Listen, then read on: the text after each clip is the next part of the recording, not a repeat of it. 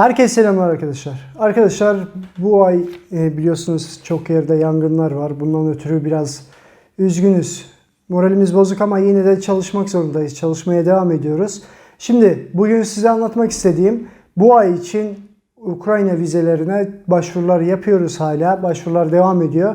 Dün başvuru yapmak istediğimizde sadece bu aya randevu kalmamıştı. Onun için elinizi çabuk tutun. Daha hızlı davranmaya çalışın ki ön randevulardan sizler de alabilirsiniz. Daha hızlı randevu alıp daha hızlı giriş çıkışlarınızı yapabilirsiniz. Bu randevular için, bu vize başvuruları için şu numaraları arayabilirsiniz bizleri. Ve açık adresimiz videonun altında var. Veya ararsanız sizlere konum atarız. Bildiririz nerede olduğumuzu. Gelirsiniz, konuşuruz. Gelir gelmez direkt zaten başvurmanıza gerek yok. Önce bir bilgi alırsınız, fiyat alırsınız, araştırma yaparsınız. Hangisi uygunsa, neresi uygunsa orada başvurunuzu yapıp giriş çıkışlarınızı yaparsınız, oturma izinlerinizi yaparsınız. Şimdilik bu kadar. Vize için geç kalmayın.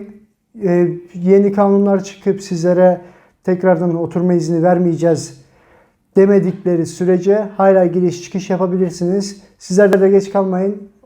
Kanala da abone olup bildirimleri açmayı unutmayın. Yarın saat 10'da canlı yayın açacağım. Soru cevaba katılmak için de bildirimleri açın ki haberiniz olsun canlı yayınlardan. Şimdilik bu kadar. Kendinize iyi bakın. Görüşmek üzere.